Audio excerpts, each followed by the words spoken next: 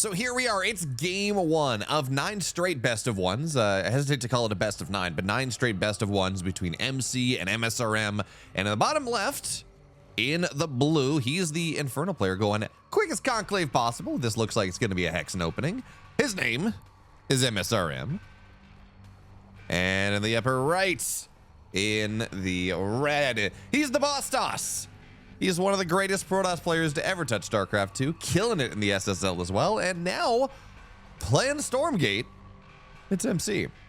Not only just playing Stormgate, winning Stormgate. He went and he won the Korean Showdown a bit ago. He is one of the, he like parting, like Control, like Refresh isn't really a player that anyone would have heard of in StarCraft 2 necessarily, but like a couple of these players from Korea have really latched onto Stormgate. It's kind of fun to see. Now, of course, the rest of them probably just played for the, what was it, a $10,000 tournament?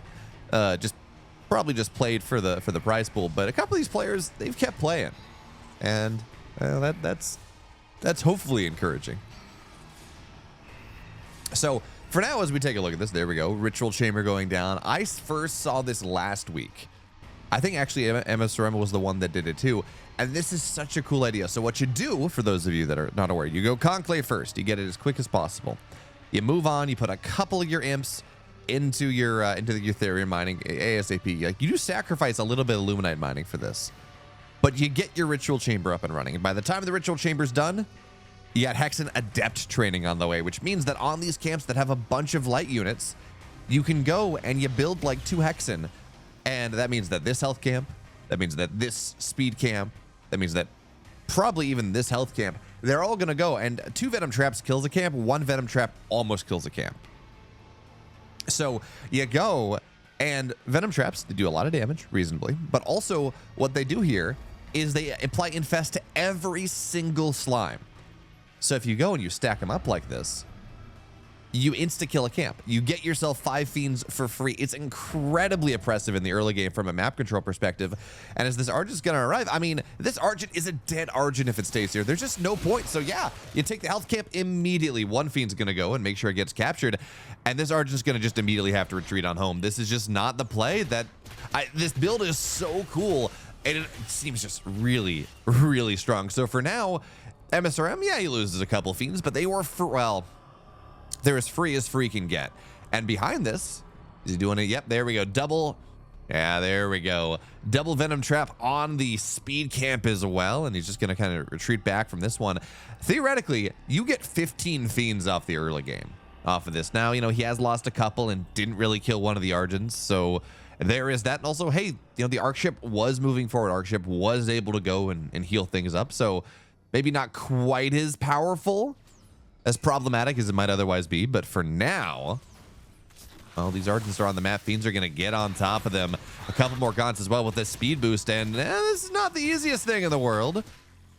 We have to see how far they can get around. Also, Plague Axe is not done just yet, but it's just about the small units right now. Just about forcing MC back home, getting as many Argents as possible down, because while these Fiends are not endlessly replaceable, you only have so many small camps.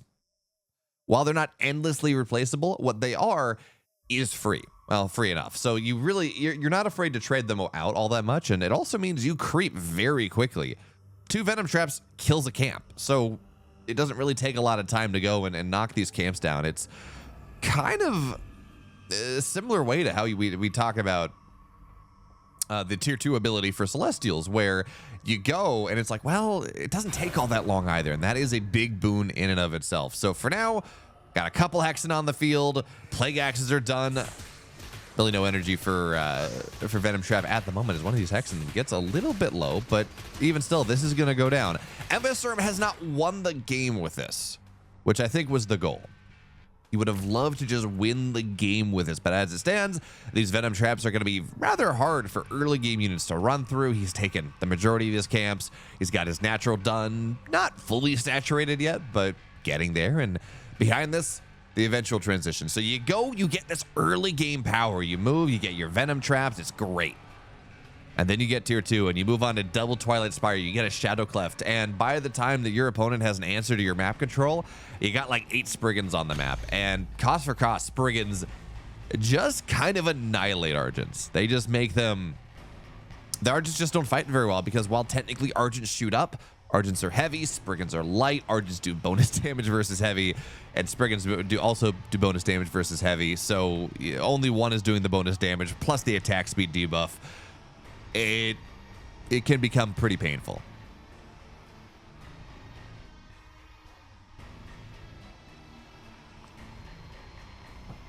Hello, D. Schlongo. I'm glad you're enjoying the broadcast. It's going to be 9 games of this. We'll see exactly how it goes. Hopefully, this is not just kind of a MC or MSRM, just seizing the bull by the horns and going like 8-1 or something. That would be a little sad. Of course, each map is a best of 1. It's not a best of 9. Each map is its own mini match, mini prize pool, but even still, would be rather nice. And Art is telling me, by the way, that this build that we're seeing coming out of MSRM is MSRM's build that he came up with. This is kind of his idea. It's like, yes, go Ritual Chamber quick as possible, take advantage of the newly buffed Venom Traps, and really go from there. But for now, MC's going to run forward, trying to contest the Luminite camp, but unfortunately, it just runs away. So that Bruiser is going to get taken down. That's some Luminite, runs into a Venom Trap, does a lot of damage there. And the burst money will go to MSRM. But the little trickle of Therium of Luminite income, that will, in fact, go MC's way. As for now, just fighting through these Venom Traps just doesn't feel very good. I haven't really seen MC do much with this. We've seen him, theoretically mess around with, or we haven't actually seen him mess around with scanners or scans or anything like that to try to go and actually see these Venom Traps. And it is, as we saw,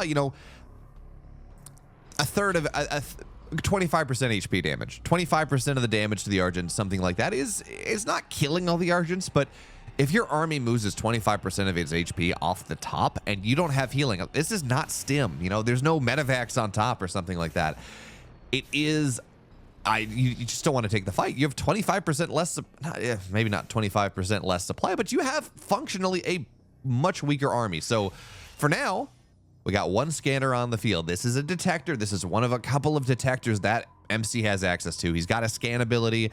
He's got this scanner. There's another one that I'm forgetting what it is. But for now, well, the Spriggans are going to start to arrive here, and they are very good against structures. Certainly that is true. They are faster than really anything that MC has access to, which is the other problem. So MC now feels a little bit motivated to run on forward. The scanner F2 forward, and that means that, well, these Venom Traps are not really going to be detected, and that, oh God, no. MC, he's going to drop a Purify, but he has just taken so much damage into this. And yes, technically the Animancers are going to be trying to healing things as much as possible. We're going to see some Dark Prophecies going down as well. And it seems like he will actually win the fight in the front. I gotta say, I am very surprised with how that thing started. I thought he was dead, but Purify is good, and he does win the fight at the front. The problem is these Spriggans on the other side are causing problems. They are shutting down significant amounts of economy, really hindering the Therium income from MC. And that means that he can't go that much further forward. Yes, some Spriggans are going to start to run, but I mean, look how low all of these Argents are. For now, it seems like it's going to be fine, but MC on the one hand wins an incredible fight. On the other, I just look at how low all these Argents are, and I just get a little bit worried.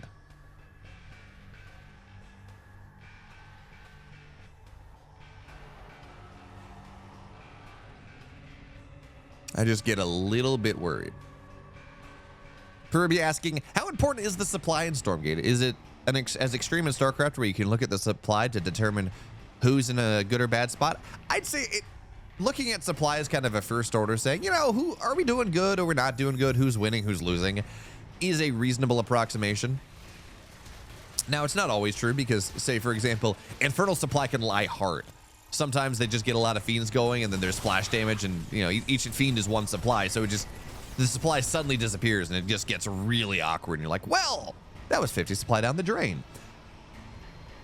That can lie. Sometimes we see Celestials with these timings where it's like, wow, their supply looks really good. It's a 40-50 supply lead for MC right now. But if the dragon comes out, life becomes a lot more complicated. You don't have a good dragon answer, and the supply changes in the blink of an eye. So yes and no. Yes and no on the supply question.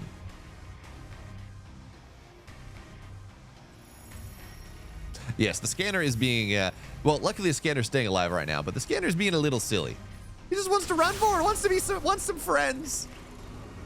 But MC's doing a good job of, honestly, just put this on a separate hotkey group and just have it left-clicked onto the, have it right-clicked onto the sabers. That's probably your answer. But as we take a look at things, by the way, Elder Shrine not done yet, 169 Animus. So technically, if MSRM can get the Therium up, the Dragon will be ready. The problem is, he's on the defense right now. He has to defend against this attack right now. Not in 3 minutes, not in 5 minutes, not in however long it takes for him to get the Therium up. He needs to defend this right now, and that just does not feel all that easy. He just doesn't have enough stuff, and the Therium's gonna take a while to get there. Eventually, the Dragon's gonna be scary, but the question remains, how much damage are you going to take before the Dragon's out? Are you gonna lose 1 base? Are you gonna lose 2? Is it gonna be 5? Well, I guess he can't lose 5 because he only has 4, but are you going to go down to a point where even with the Dragon up there, it's gonna be just really unrecoverable? So the Dragon's up now, all of a sudden. The Dragon is up, but man, these Animancer Dark Prophecies are doing absolute work here, and it really is just these Spriggans, the Dragon, and a Prayer trying to find some opportunities. We're gonna see a Purify go down, so really not a lot of Infest is not doing what it needs. Flaming Imps, they're gonna turn on, but because they're in the Prophecy, because they're slowed, it's not gonna do much of anything. And this Dragon trying to find reinforcements as it can. An Animancer here, maybe. Really should drop a Prophecy just to slow everything down.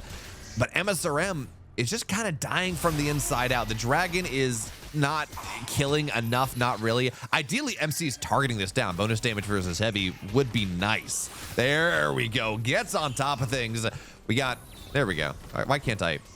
Apparently my clicking is bugged. But I'm assuming we got all the upgrades we need. Certainly the Dragon takes a lot of damage. And at this point, yeah, MSRM is pretty dead. Not a whole lot that he can do. So I'm assuming we got long shot. I'm assuming we have photocapacitors on these Argents. Actually, we do have photocapacitors, but I'm assuming we got a long shot as well, just to make sure these Argent make sure the Argents are as good as possible. And at the end of the day, MC takes game 1 on Island Red. So, game 1, we saw MC hit a rather crisp timing right before the Dragon was out, right before everything was ready. And then by the time the Dragon came out, well, things, just not enough there. How are tricks? I'm assuming that means how are things? Things are going great. Sure, are. I was very productive working on my dissertation yesterday, so I'm closer than I'm better than 50% of the way to a draft. I got some good results there, and now we get to cast 9 games of MSRM and MC, playing some Stormgate tomorrow. It's going to be a best of 5, well, not a best of 5. It's going to be a GSL group of best of 5s between a couple top European Stormgate players, and I get to cast Stormgate all weekend. We got some snow yesterday in Dallas of all things, so I guess it was really 2 days ago, but you know, I didn't really have to worry about that, so I work from home anyways. So I just got to enjoy the snow. It's a good end of the week. I am very, it's very, although again, Dallas does not handle snow very well. I'm just happy that the power systems didn't fail. That was my one worry. I'm like, oh no, like if we lose power and I'm supposed to cast all weekend and there's no power, I would be very sad. But for now, we have a very different build coming out of MSRM to start. He's going Shrine first. Shrine into Vault. Gonna go try to really just meat farm rush the heavy camp or the energy camp as quickly as possible. So you got the Fellhogs, you got the Hexen, you can drop some skulls on it. You'll be able to take it reasonably fast. This is really only viable on Boneyard. Boneyard is big enough that you're not super worried about MC running onto the other side of the map and doing just some crazy Argent rush on their own. Now, or early enough that you can't defend. So for now, MC, he's got his bases up. We're going to see, there we go, 3rd array, 4th array going on the right side. So 4 array something. He did have a lot of success against MSRM last week, going for the 4 array Argent pushes that have been, you know, rather popular at times. He was pretty successful with those. And this map is actually relatively well set up for that one as well. So you can go, you know, you start here, take your natural, take some creeps, go take this base, and then go take this base, and then you start to shove in immediately. And that is a really natural pathing to go expand across the map and go kind of get this push going. But it seems like MC is not doing that for now. In fact, I said 4 array. This is a 5 array MC before he really builds any production. He's going kind of as greedy as possible.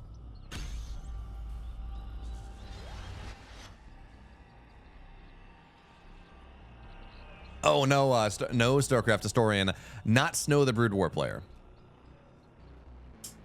No, I kidnapped Snow from his house in somewhere in South Korea, and he's now in Dallas. There we go. It's gonna be a good time. Now, one thing I've been advocating for, and I hope we eventually see it, is right now it's really hard to get a good understanding of how powerful a 5-base celestial economy is. Because they have these 5 bases that we're going to see both vision camps get taken. MSRM, because he went Shrine first, now kind of exploding on the map. He's got a Spire on the way. His Greater Shrine is done. Ritual Chamber getting added in, all of these things. But when we take a look at MC's economy right now, as this one Argent is very upset with having to exist in the world. As we take a look at MC's economy right now, it's like, okay, he's got 5 bases. But each of those bases technically mines less with no prisms than a fully saturated base from MSRM, but it mines more than a 50% saturated base from MSRM. So it's like, okay, he's 5 bases. Does this make it like 3 bases? Is it 3.5 bases? It's always just a little weird. So I'm really hoping that we see in the future with these economic revamps that Monk has been talking about, something that encourages the prism use, something that says, okay, you know, prisms are some sort of multiplier on top of the collection array. So you actually are incentivized to build an economy that's a little easier to watch and understand. So,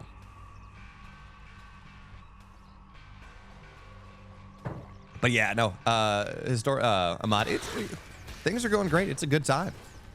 We just get to cast some Stormgate. But yeah, no, I'm hoping we get a DreamHack Dallas this year, whether it's for some sort of RTS thing. So you got an excuse to come down, because that DreamHack Dallas is like, 20 minutes from my house?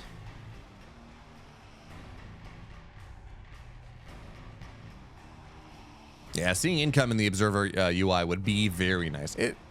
It's not a priority right now. We will eventually see some. I mean, I have a lot of faith in Ryan Shooter in making a really good Observer UI. It's not a priority right now. It is getting everything else ready. So for now, 3rd base on the way from MSRM. He's creeping around everywhere as much as possible, but we do have this move out from MC. He's got photocapacitors, so 50 energy on the Argents. Make sure that you can get a couple shots off before they really just do less damage with these empowered shots. And behind this, well, okay, so he does have the Guardian Nexus, not really researching, but this is going to go into tier 3 rather quickly. We can expect to see an Arc Fortress rather soon. MC has played around with some Archangel stuff, which is kind of cool. But fighting with just fighting these Argents against a bunch of, this just doesn't feel good. Argents versus Gaunt Spriggan is just not a winning composition at all. It just does not feel good. You do need something that's a little bit more, and MC just kind of runs face first into it and is going to lose quite a bit here. It's just not going to work out. And because these Argents are so bursty, because they have a certain amount of energy that gives empowered shots and the rest of them don't do anything, or don't do nearly as much damage, when you waste that energy on the Fiends that are being generated because, hey, the Gaunts are on Shroud, you waste so much prospective DPS. Now, yes, there is a Saber on the other side of the map that's going to make this not the easiest thing to push into. And we have Animancers on the way, and there's an Arc Fortress on the way. But that was a really unfortunate move out from MC that just was not going to work. DreamHack New Orleans go-go. I have not, Guillotine, I have not seen any news about a DreamHack New Orleans. That would be fun, though. My waistline, my stomach would really appreciate it. My waistline probably would not. But what I will say is DreamHack Atlanta, there is some damn good Creole food. A quarter mile from the DreamHack Atlanta venue. Now, I don't know that it holds a candle to what you're going to get to New Orleans, but there's some very good Creole food, Cajun food, quarter mile-ish away from the Georgia World Congress. So there is that.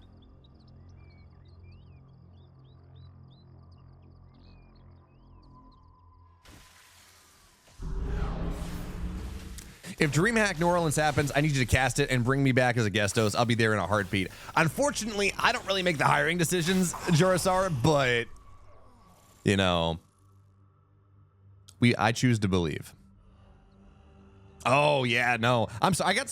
I got so distracted talking to chat here that yes, this array on the right side was not found out, but MC has just lost 2 arrays. His economy is in shambles, and unfortunately, unlike Hellborn, Sabers don't shoot up. We have no vectors on the field. There just really isn't a good answer to the anti-air or to the air to ground that MSRM has right now. And he's not, you know, particularly close to Elder. He's only 2/3 of the way on Animus, but bigger issue, I love how he's using these. He's actually using scanners, which makes me really happy.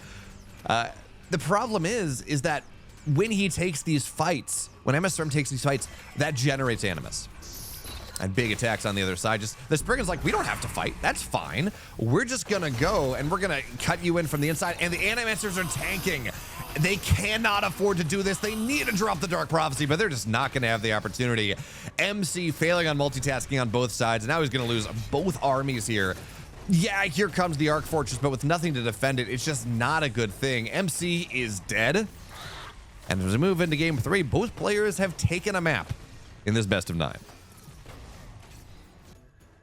So now we move into game number 3, and MSRM very quickly he just say, I want the center creeps, I want the bruiser camp. I'm gonna go and oh no, never mind. He's not even doing that. He's gonna go and they technically nerfed this out of existence. They said, you know what, this meat farm rush is way too broken. It's too strong. So we're gonna go and we're now gonna fix it. So Sovereign's Watch kills things, so it seems like MSRM's not even doing that. What is MSRM doing here?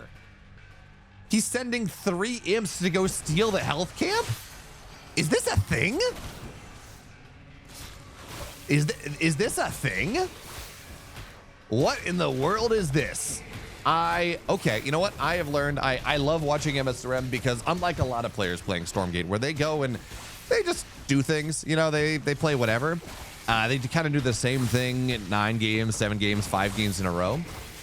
MSRM's like, hold my beer, boys. We're going in. We got a whole host of interesting things.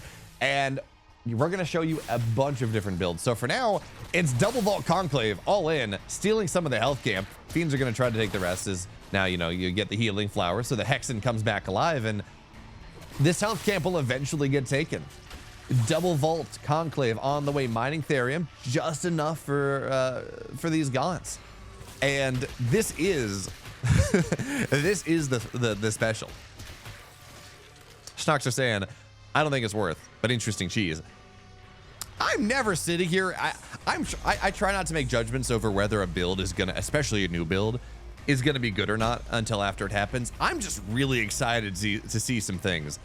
See some fun things, but as Ariel does point out, this should be far more fiends than it is. Right now, there are no fiends on the map instead of the 4 that should exist. And if there were 4 fiends plus a plus a brute working down these power banks, that feels pretty good. As it stands, the Sovereign's Watch kills off the brute, turns them into fiends. We're gonna see some of the effigies get taken down, and already the momentum is not quite where it would like to be. But on the flip side, MC does only have 1 production structure at the moment. He's going to run in, think about taking the effigy, but not really worth it at the moment. And we go on. So we're on 3 arrays for MC. He's got 2 chambers.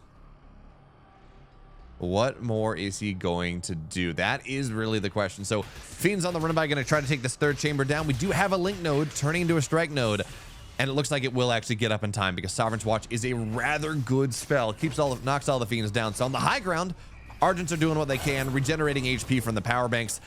It's still a lot of army here. We will go into yellow production, which is not great. Even if it's surged, yellow production does slow things down by just a little bit. And you also want to you really want to make sure these skulls don't contact because you cannot heal with the arc ship for right now. So one of these Argents is going to turn into a fiend. It's going to go down. I don't think we have a Sovereign's Watch available at the moment as MC continues to just cut away from this as much as possible. And again, making sure their effigies, making sure that he's just getting as much advantage as possible. And this attack just really does feel like it's hitting just a little bit too soon. a little bit too fast. And while there is a link node done here, a strike node done here on the right side, that's not where MC needs to defend. If there had been a strike node kind of behind the collection array, maybe that's something. But as it stands, this is just, it feels like there's just too much stuff at the end of the day. As DLS XPF5 says, need towers. Yeah, it's static defense. May have been good here. It might have been too expensive. I don't know. It's one of those things where it's like, okay, this didn't work, but what would have? And maybe getting a link node up would have, but link nodes are rather expensive. They take a long time to transform. So maybe if you get a link node, start at the very beginning of the defense, it's up in time. Maybe. So that really is a hard maybe. Maybe, you know, it likely just gets targeted down, and then you're short the money, and then that could have been an extra Argent or something. I don't know. But for now, I really do struggle to see a world where MC holds on to this. It's only 5 Argents. Yes, he is building more, but he's building them one at a time. Adding in the morph cores on top is actually, wait a minute here. If you had the morph cores on top, that's actually a pretty cool idea. And it's working out fairly nicely, because what this means is that, yes, this will eventually go down, and it doesn't do a ton of damage.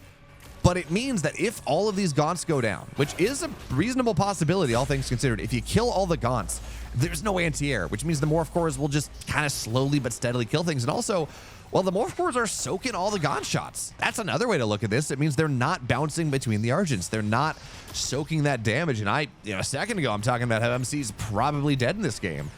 And a second later, it's like, actually, no. MC has gone, and it feels like he's weathered the storm a little bit. Just the moment where it thought he was getting broken, it kind of slowed down.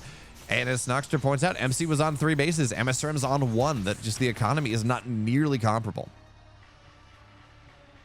Fullbot's just saying, I think this could have been better. I got to try this. And certainly it could have been. It certainly could have been if the 4 Fiends had been kept alive. That initial... if it's 4 Fiends and a Brute versus just a Brute, that is a lot more damage. That is a lot more damage you can bring to bear. Certainly, you know, maybe you do some other things. This probably can be optimized. But MC also did a very nice job of making sure that he stayed alive. One of the vaults will go down. Now, again, the Gaunts are the problem. The Gaunts will almost always be the problem. They do splash damage. They're ranged.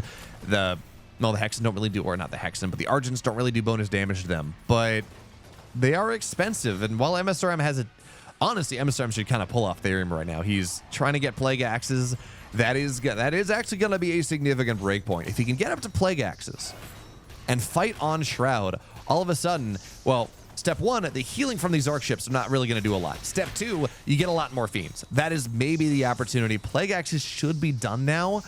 But the question remains is whether there's just too little army at this point, whether the economy is just too strong, whether the morph cores are just way too numerous. And the answer is probably yes here.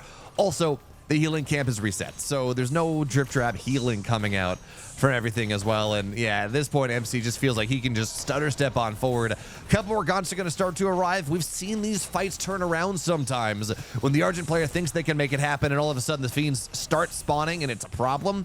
But in this game, I don't think that is going to be the answer. The Argents are starting to, the Argents are starting to fall down, but they're taking every single Gaunt with them. And, you know, without the Gaunts, I don't think this is going to work out. We did start to see it swing around for a second. Plague Axe is very good sometimes, but the Gaunts are dead. Everything's going to go down, and I think MSRM is going to get forced to tap out of this game. People were asking about supplies and what they meant and if they were true or not, and in this game, they absolutely are. MC, he takes game 3.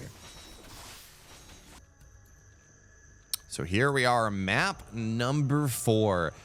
And MSRM is doing the thing once again. Quick Conclave. Quick Therium. This is the MSRM build. This is the Venom Trap build, whatever you want to call it. And it's interesting to see him do it on this map because there are only 2 light camps. Grimmy saying, I killed MSRM with a Morph Core Rush on Broken Crown while he was doing this. He remarked that he didn't think I would do it since he always holds Morph Core Rushes. So it's kind of a meta thing. True.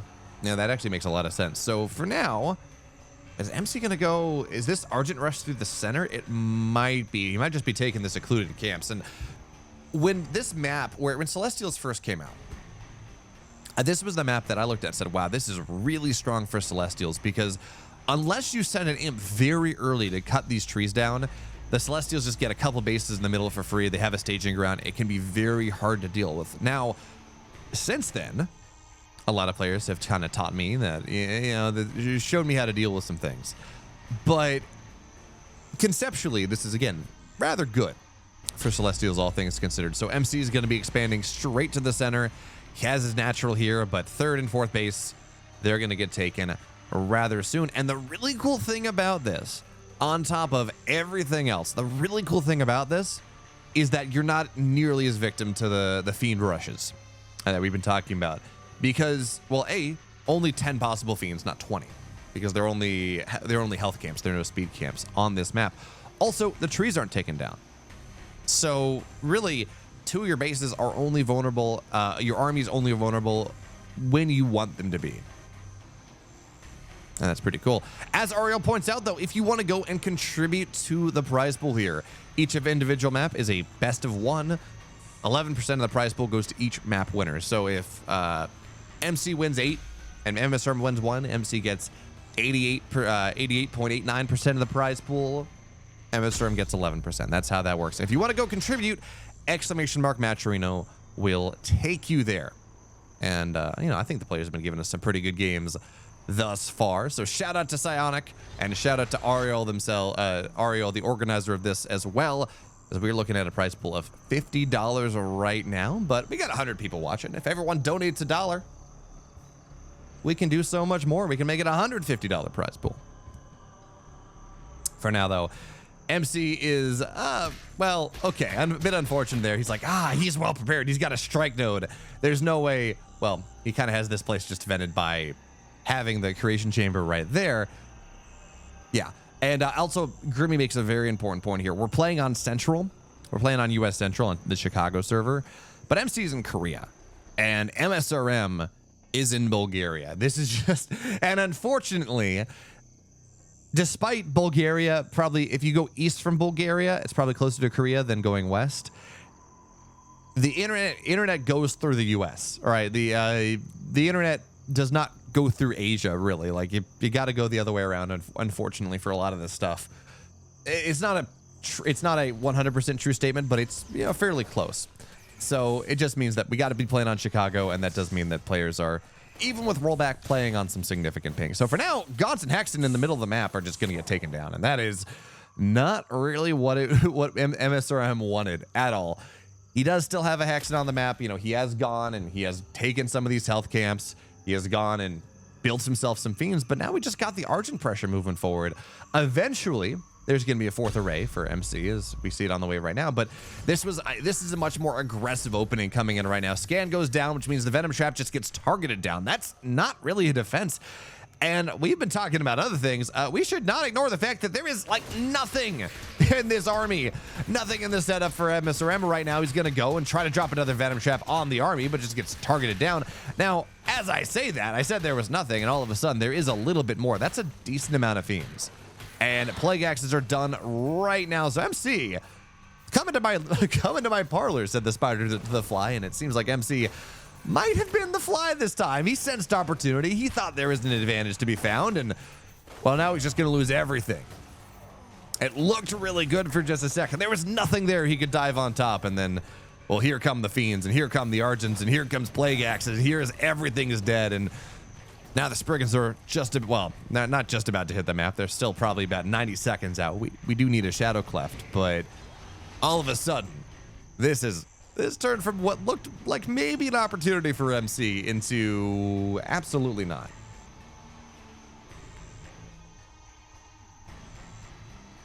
Jorisar saying, Grimmy saying, this proves the Earth is flat. Talking about the internet. US is in the middle. Please relay this information to the folks at NASA Beo. They should know. Well, unfortunately, JPL is evacuated for the time being, so it doesn't really work.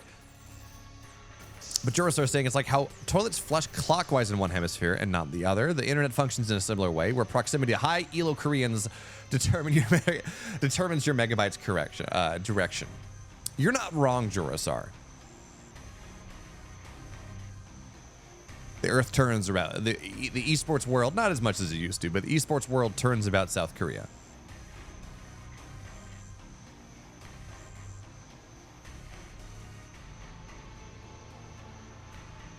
Where is the Fiend run by? Well, right now trying to go knock some of these Argents down.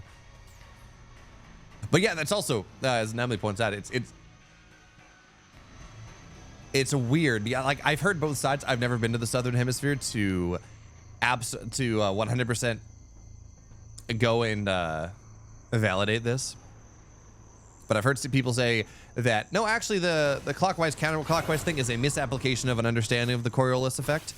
And honestly, I don't remember the math well enough to make a judgment one way or the other. But for now, Argents are going to go try to jack these camps. And I mean, it's Spriggan Gaunt versus Argent. This never feels great. But if you're off Shroud, maybe there's an opportunity. So one energy creep goes down, second one goes down. And if there ever was a position for these Argents to fight into, fighting in the energy zone with an energy camp in your favor is probably the best one with Purify as well. But as we see, it still doesn't matter. The Argents in the numbers that they exist are just not good enough. It's like, if you kite away from things, sure. But if we take a look at our setup here, we do have a Star Forge, but it's not Vectors on the way. It's Sabers on the way. MC, come hell or high water, he's going for the Saber Argent push, which is strong. Don't get me wrong, I've lost to it a bunch. But it really does feel bad. And, you know, part of it is also, it's if you kill all the Gaunts, the Spriggans are not nearly as scary because, yeah, Spriggans beat Argents for cost, but if it's like 20 Argents versus one Spriggan, you're still going to be good, right? So the main base, this probably gets taken down. MC has no defense for this, but instead, the push has to just commence in earnest. Elder Shrine, not anywhere close. Not even getting started. We don't have a Saber in this army just yet. Scan gets dropped, just trying to see where the army is.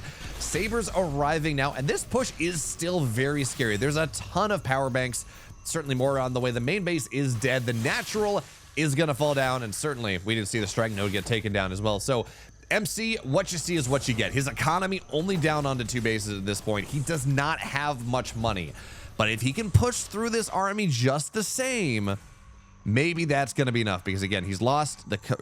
Okay, this chamber's still there for a second, but it's not going to be there for much longer.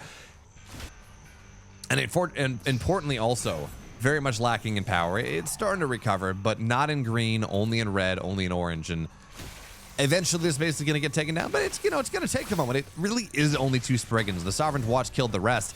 And now Weaver joins the fray, which means, hey, Saber, you were there, now you're not. Weavers are so very good in these low numbers at just removing like the one tech unit in the army. So MC is gonna need another. And he's got another Saber on the field right now. Weaver doesn't have a ton of energy, but it will have enough energy for another Lash soon enough. Saki McStop saying, Coriolis effect is not strong enough to be observed in small bodies of water. It's something that affects the wind and the oceans. The direction of small whirlpools is almost always determined by the geometry of the fluid container. That makes a lot of sense. Dark Prophet. Although, as thanks as you just point out, the Dark Prophecy does in fact spin the other way in Australia. This is true because it's not a small body of liquid. It is literally a prophecy of darkness.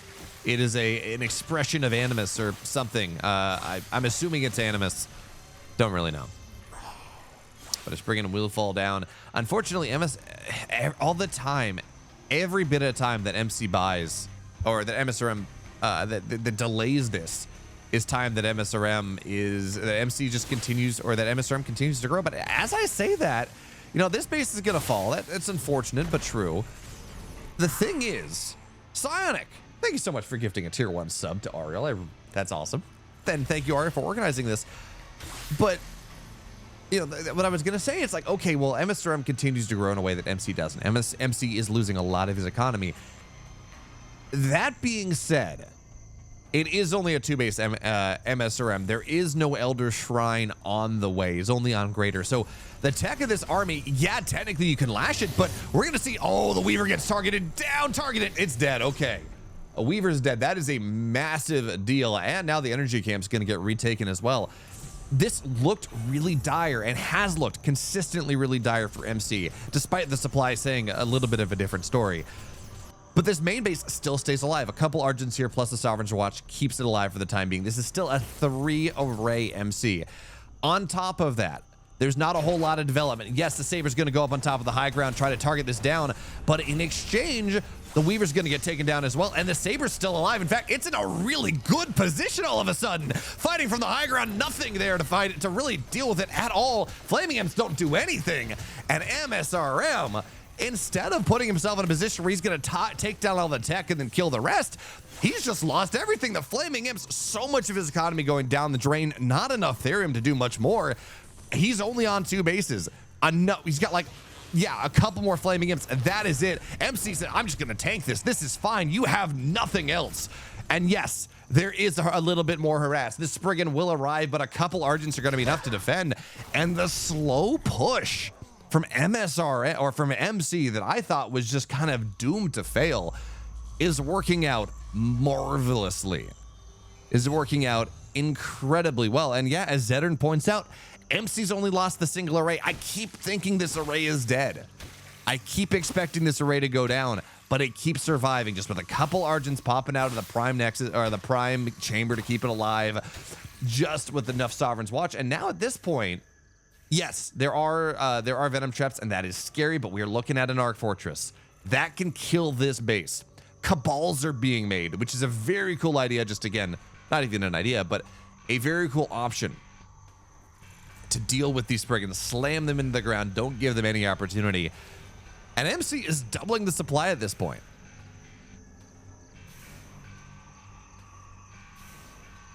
Yeah, low ground town. How did the Saber get there? It got lashed up onto the high ground, where immediately it sounded like a good idea until the Weaver got targeted down, and then he was just a free high ground turret for quite a while. Now, running into these Venom traps doesn't feel all that great. Flaming Imps are going to try to get on top, and they're not really going to kill a Saber. And, well, there's an Arc Fortress right here. It can get healed right back on up. There we go. And this slow push continues. Now, again, it is one of those things where the Elder Shrine is just about done. MSRM very sorely lacking in Therium, but he's got 11 workers on this setup here. He has this opportunity. These Sabers go way too far forward. The Spriggan still exists. This game is not over. Although some of them will get targeted down by the Cabals eventually with the Gravity Flux. So there is that. But the third base is going to get taken down once again. MSRM will need this thing eventually, but for right now, I mean, it's just a bunch of no energy Argents. Cabals are great against Spriggans. They really are. You just Gravity Flux them down, but they need to have energy for it. And they don't really have that right now. So Purify is going to arrive. And Purify is going to go and force everything back for the time being. As much as I would, as much as tempting as it is to say, hey, the game's over, look at the supply, MSRM can't keep his third base up. Well, we're getting closer and closer to an Elder Dragon. We certainly have the Animus for it. We're working on the money for it. MC is only on 3 arrays. He has been, it looks like he's trying to go into a 4th. There we go, 4th array on the way. But he has only been on 3 array for quite a while. And that is worth noting. His economy is not where he would like it to be. So this game is still very, I'm not going to say very playable, but it is still rather tenuous. We're going to see the Spriggans try to dive in once again, take down the collection array, but Sovereign's Fury this time, no, sorry, just Sovereign's Watch this time will force that away. But unfortunately, that means they're just going to dive into the main base. And I think this one dies this time. I think finally, I mean, you're just going to get a single Argent out of this, and a single Argent, single Cabal or something. And there we go. Sovereign's Watch is going to try to do a little bit more. Spriggans will fall. It's enough to force them back for now. But eventually, you got to figure that this base is going to fall down. And MSRM, he's going to try to expand north side. He's got bottom side. And I do believe it looks like he got the Dragon out. We're looking at 91. Yeah, not a lot of Therium. 91 Animus. He does have the, yeah, Dragon's out now. And that changes things quite a bit. Kelso asking, hey, who's the guy, red guy building the base outside of his opponent's base? That is MC, the Boss Toss, one of the most storied StarCraft 2 players, one of the most storied, well, he's doing pretty well in the SSL as well now. And yeah, MC or MSRM and MC. Well, actually, MC is not mined out of the main base just yet, but MSRM has. So functionally, he's only on one base, long distance mining up to the north side. This is something that has to get figured out. But, you know, again, for now, it's one base MSRM. This dragon, though, as we're seeing, it does make a big difference. It's a lot of supply. But equally as importantly, well, it's a very powerful combat unit. That being said, Arc Fortress is going to go take the natural out. Literally no mining for MSRM at the moment. The Arc Fortress is rather low, but once it gets back to green energy, should be able to heal itself back up once again. And in the meantime, no money for MSRM. Good luck. Good news for him just in time. He expands to the north side. He's got that set up bottom side as well. And this base, I cannot believe this base is still alive. MSRM has been trying to kill this north side base for the last, I don't even know how long. Incredibly long. And 10% health is a big deal, but it'll get back up there eventually. You know, got to take some time. Meanwhile, damage on the bottom side. And the dragons and the spriggans, they're, oh wait, there's an opportunity here. Maybe, yeah, it's gonna get its white health back.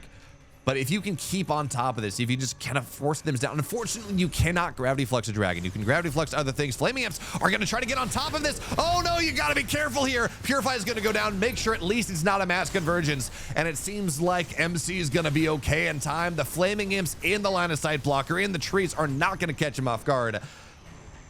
But he was not able to go bottom side. I thought he would kill the shrine at the same time. That's not going to go down. But now he knows. He's got to know that there's a base on the north side. There's no way imps are coming in from that direction if that is not true.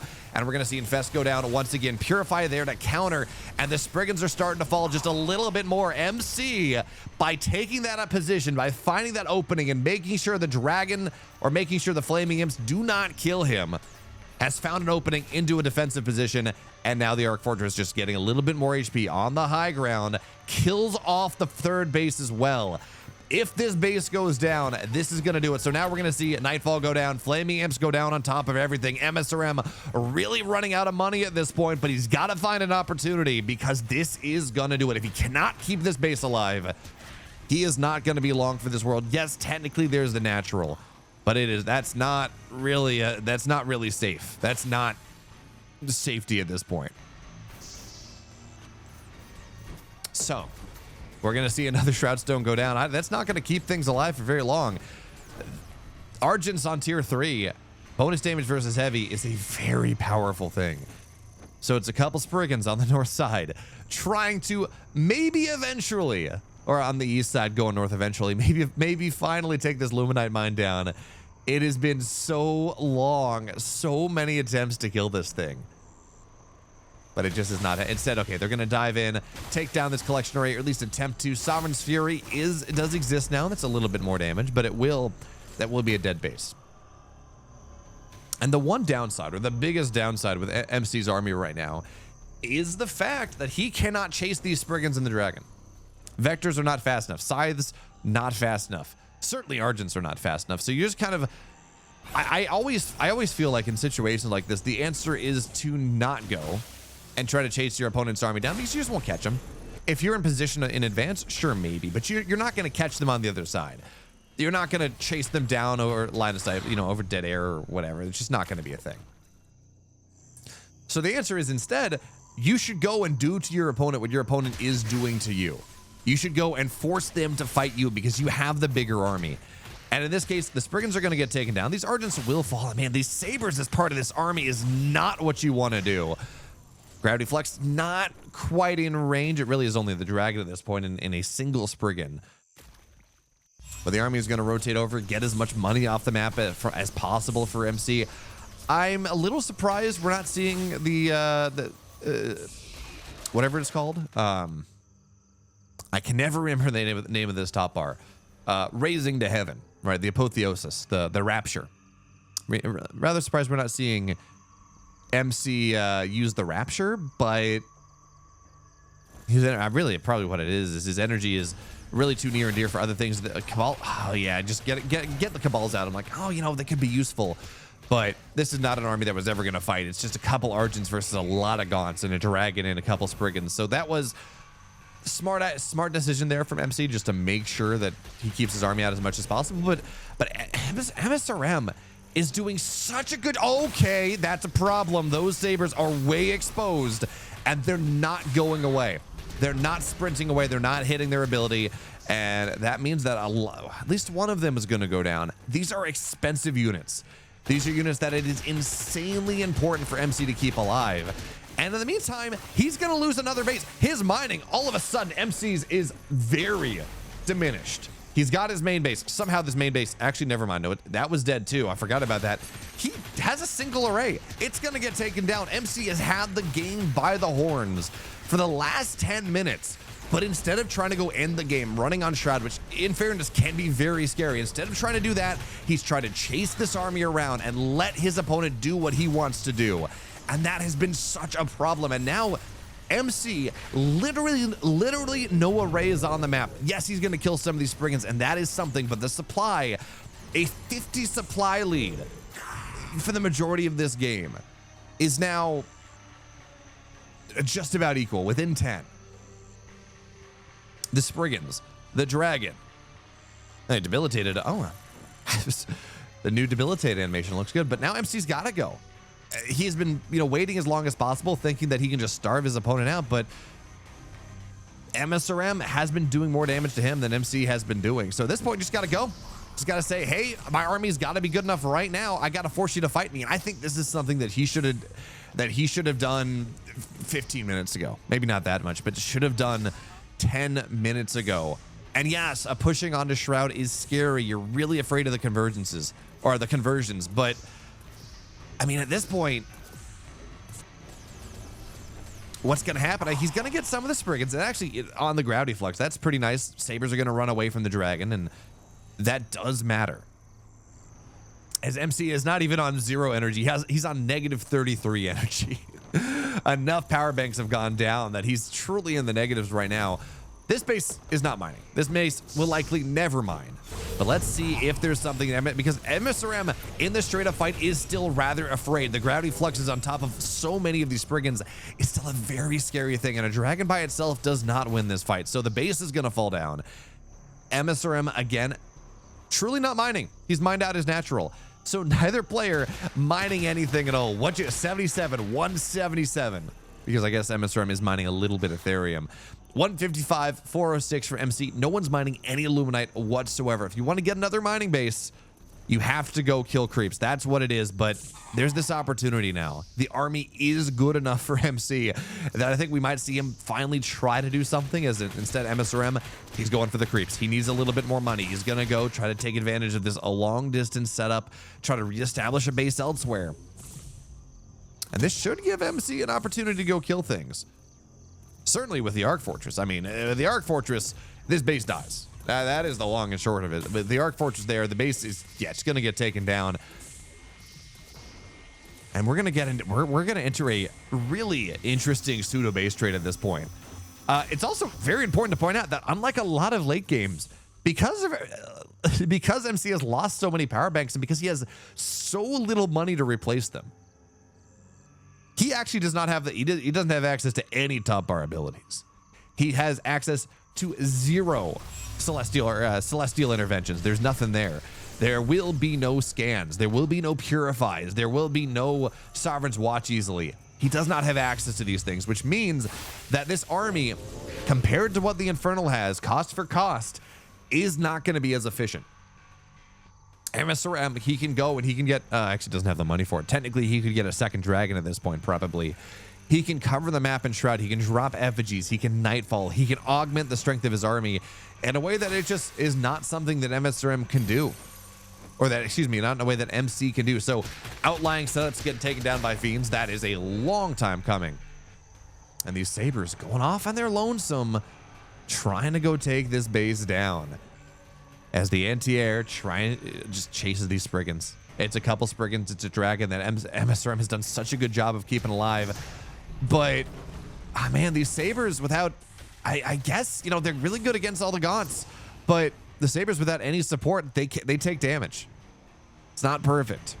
Although luckily they do have the ability to go and auto repair and heal themselves up a little bit, which is rather nice. But again, the kind of the situation that MC's in here, he hasn't taken any more camps. He hasn't taken it. He cannot use Rapture to go get himself a big influx of money really all that quickly. So if this is a base trade, he can't build more things. He has no ability to go and just drop something on top of his army, which makes this a lot more complicated. Flaming Imps comes in as well. Dragon Flank. Luckily, it's going to be okay for now. And importantly here, any Therium that you force MSRM to spend keeps him further away from that second dragon, which is a massive deal. That does matter quite a bit. So this base, I think, is finally going to get broken. Looks like for now, this is going to be okay. But you don't want to lose the Arc Fortress. It's so much utility in the base trade, but the Arc Fortress, it's just going to go down way too much there. Negative 137 power at this point. So the base of dead Flaming Imps are going to continue to extract value, though. And look at these setups elsewhere. There are shrines. The MSRM can theoretically eventually get some money, but it's a long time coming. Oh, yeah. Grimmy points something out. Very importantly, as MC's just going to get forced to tap out in certainly the best game of this tournament. But double healing camps mean the dragon healed back up to full. Slowly over time, the dragon got itself back up to full, and that made a massive difference in this game. This was a very cool game in game number 4, but MSRM, he takes it. So here we are. It's the MSRM special once again. You got the Conclave, you mine 3 Therium, you get the Ritual Chamber, you're like, ah, yes, Venom Traps, very good. Venom Traps, very good. And on a map like this, well, it's okay. You don't have the health camps anymore, so it's not as good as it used to be. You only have the speed camps, so there is that. But MSRM just seems to think this is just a very, unless you're doing something really cheeky, he just seems to think that this is a very good opener versus Celestials. Now, the other option, there we go, the Ritual Chamber goes down. The other option would be to go Shrine first on the low ground. If you're Snockstar, that is probably what you're going to do. Shrine first on the low ground, just because you have access to that. It's very hard to harass. In the meantime, MC, where is he going? He's expanding main base, natural, onto the map a little bit, kind of skipping this low ground base that can be a little bit more difficult to defend as the game goes on. And so it's 3 array before production. Where exactly this goes, well, whether he chooses to get aggressive with this or just play a little bit more defensively, I don't quite know. It is nice when you take this base, by the way, because you can kind of just go drag Shadow Mastiffs into a Sovereign's Watch and be able to creep that way, which is pretty good. But for now, Hexen on the map. And he's gonna go. He's gonna go try to contest this speed camp.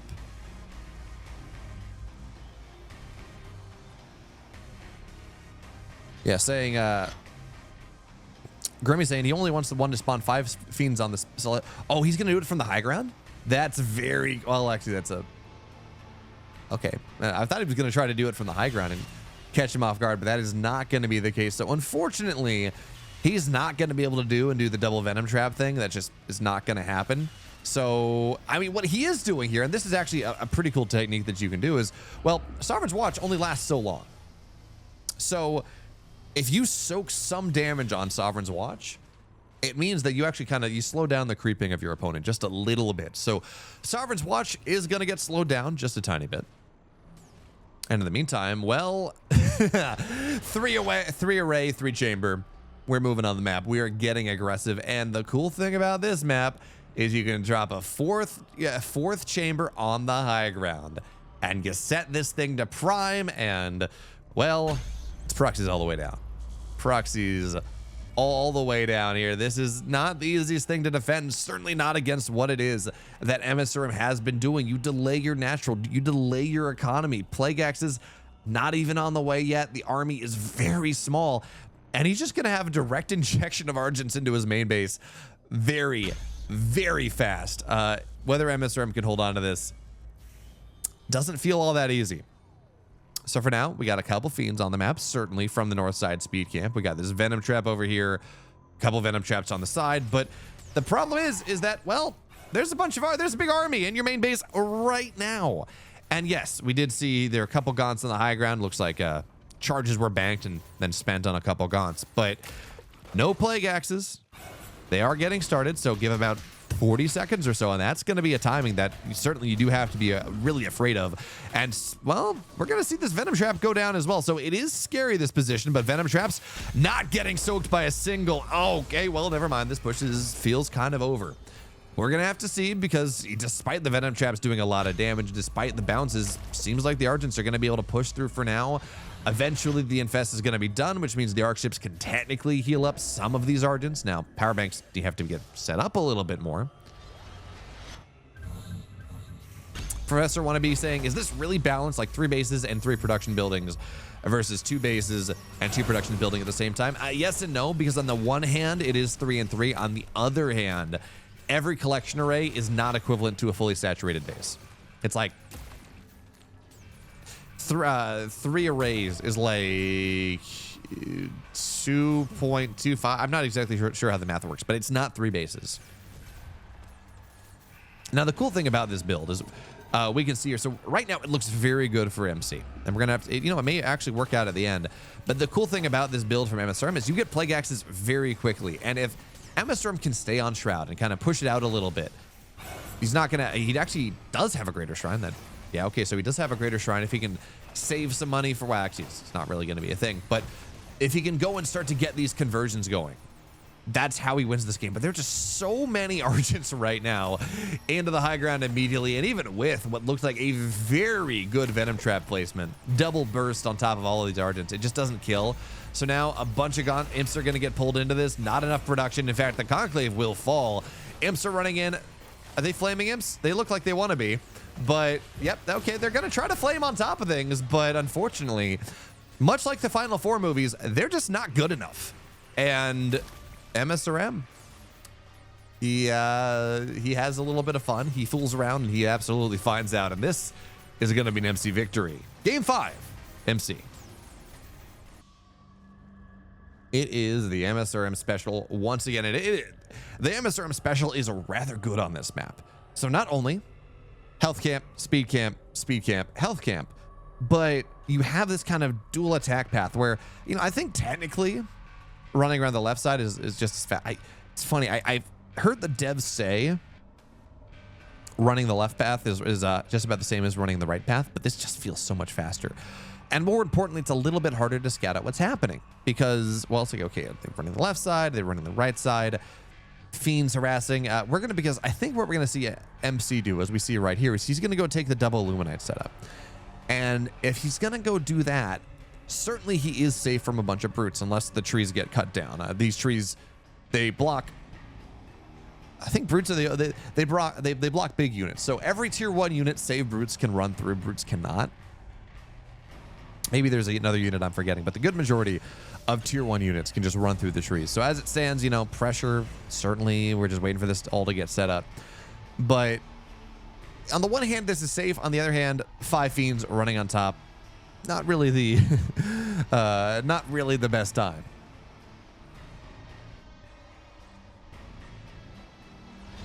Yeah, they do. Yes, Ariel, they do block brutes, but I'm trying to think if they block any other tier 1 unit, and I don't think it is. I don't think they do.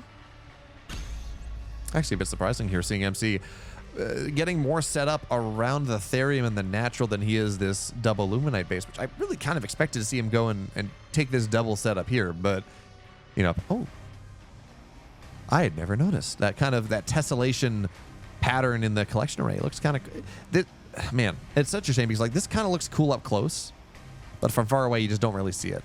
It just is, that's not really visible, and it just kind of blends in. But altogether, looks kind of cool. It's kind of vague geometry, sacred geometries or whatever. Vectors and hedgehogs are also blocked, but yeah, they're tier 1.5. I'm thinking of like your basic 2 units that every faction gets. Well, so like gaunts and brutes, and scouts and lancers, and I guess Cabal Kree might even be tier 1.5. Did Morph Course count as a tier 1 unit? Grimmy saying negative 25 FPS for this Desolation. But since they made the upgrades to their... Since Frostshine is gone and hit with a couple of their optimization passes, I've been hard capped at 144 FPS pretty consistently. And this is at 4K. You know, like this is a... I'm running this like this. I'm on 4K and I'm recording at the same time. Granted, my laptop with its dinky little 3050 is not having a good time when I try to record and play Stormgate at the same time. I can play Stormgate just fine, but playing and recording is maybe not the best. But yeah, no, since they made their optimization passes, I really haven't had too many issues. Cabal, yes, Cabal are tier 2.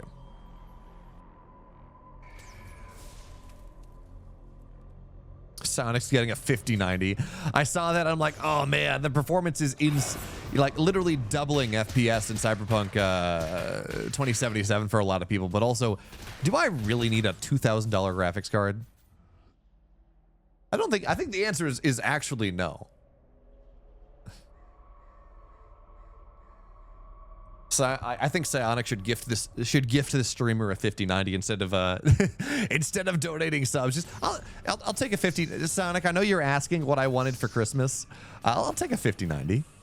You know.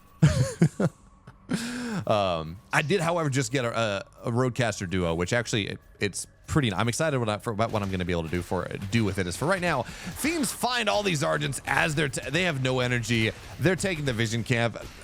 60 Luminite for 10 Argents is not a good trade by any stretch of the imagination for MC. That's not really all that good. So Guardian Nexus is done. We do have photocapacitors on the way. Certainly this is a 4-base. This will eventually come down. It is. I'm assuming this is mining and this is a graph. Yeah, I'm assuming this is a graphical bug and not MC lifting the collection array and forgetting to land it. So it's a 4-base array, or it's a 4-array play from MC, so roughly 2 bases with no prisms. He is developing things a little bit more. Spartak with Twitch Prime, hello. The god moderator of everything, the man that... Spartak, you get far more hate than you deserve.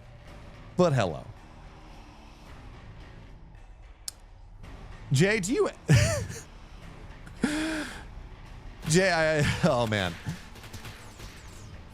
JD, do you ever say anything that is slightly controversial or expresses an opinion or just, I agree with everything? No worries.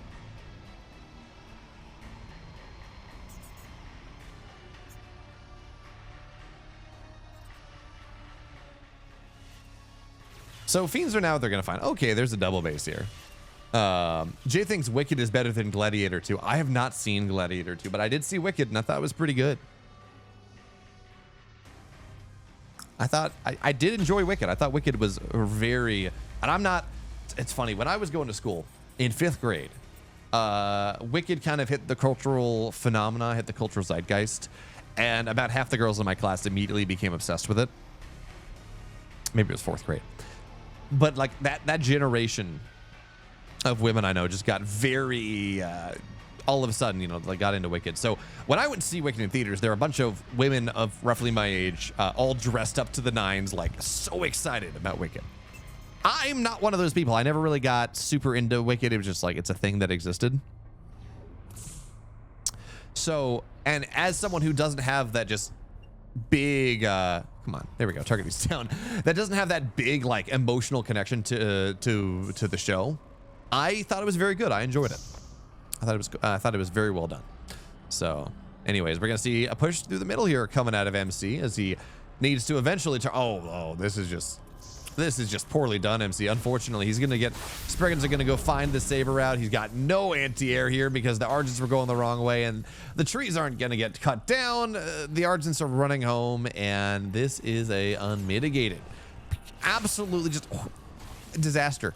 Unmitigated disaster. This is just about the worst possible thing that could have happened for MC in this game, because now he's gonna lose, well, maybe not lose 2 bases, but he's just gonna have to sit at home defensively, be very sad, be upsetty spaghetti for the longest time. This push is not gonna work out. He did not cut the trees through, and now MSRM is on 3 bases, fully saturated. Well, not enough therium necessarily. He's only on 1 base therium, but he's on 3 bases. He's saturating that.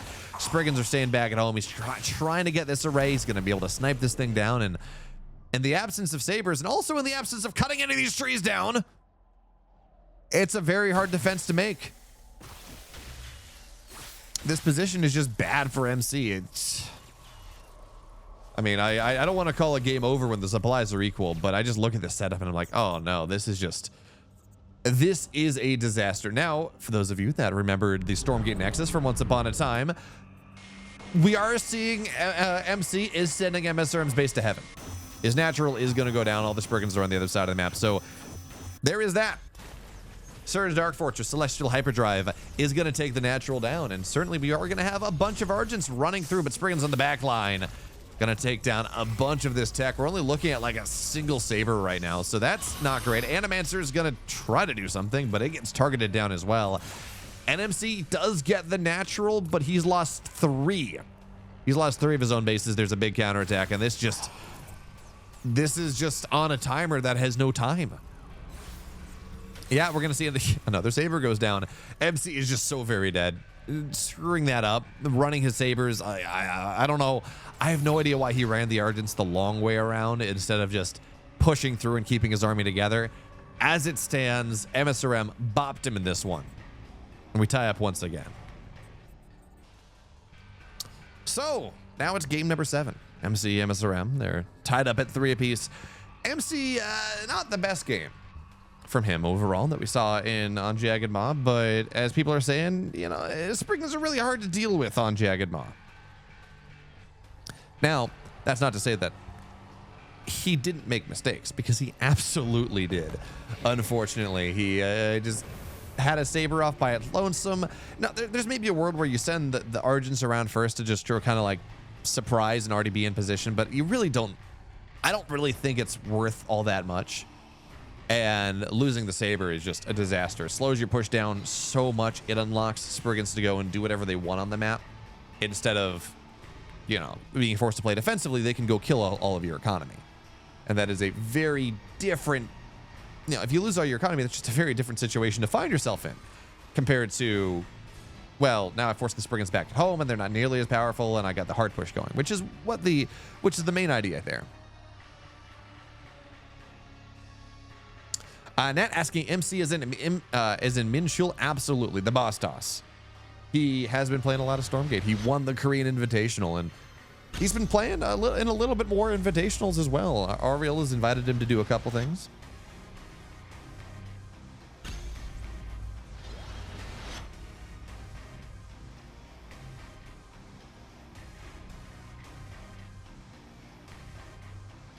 So for now, it's the MSRM special. Hex into depth training. Venom Trap's just about done. He's going to go steal the health camp from his opponent and then steal other things. Now, he's not going to be able to steal this speed camp. Unfortunately, that is, you know, Sovereign's Watch plus Amorph Core means you're going to be able to take all of those down. And that means max 15 fiends, not 20 fiends. But yeah, there we go. Double Venom Trap is going to show up here. Well, there we go. So that's 5 fiends on the map. And again, the more I watch this just seems like it's a really solid opener. But as Crimmy points out, on the one hand, yes, the creeping is there, but also means no Sovereign Watch really available anymore. A single Argent on the map. Single Argent on the map, which is going to be enough to poke things back for now. I asked my partner for water because I'm, you know, sitting here casting, and she goes and just gives me a massive thermos full of ice water. And I'm like, I was just asking for, you know, I don't deserve this kindness. This is so much nicer than I deserve. But for now, the fiends are out on the map. Double Venom Trap doesn't quite kill the speed camp, does kill the health camp. And now MSRM is free on the Footloose and Fancy free on the map for quite a bit. JD Banchich just doesn't want to have to get me more water later. Very true. She is busy doing crafting things. I'm not exactly sure what she's working on this morning, but all of the fiber arts, I guess, all of the fabric stuff, or a lot of the fabric stuff is now in the living room. So she's working on that stuff while I'm just sitting here talking about Stormgate. Still can't quite get over Game 4. I think that was Game 4 is certainly the best game of this series thus far, but Broken Crown has, it's kind of the most standard map, right? It's given us, it's probably the map that anyone who plays Stormgate has played the most on, over maybe Titans, because Titans has been around longer, but Broken Crown is just kind of like this hard standard. As MC, he's on Quad Array at the moment. What are we at on tech-wise? Okay, Starforge pretty early, so this is going to be photoresistor. I mean, this is going to be the Argent Saber push. Looks like it. But with these fiends sharking around as it is, well, it's not going to be the easiest thing to do. So we're going to see some stuff get canceled. Sovereign's Watch is going to get forced out here. I mean, I keep calling this photoresist instead of photocapacitors because, well, because I know a bunch of people that work with semiconductors. So by the way, I said 4 base, sorry, 5 array for MC right now. He's continuing to build the Argent count up just a little bit. Eventually, there we go, photocapacitors are going to get started. So 20 more energy. I get a couple more shots every fight. That does matter quite a bit. And behind this, well, Sabers are on the way. The one awkward thing about this,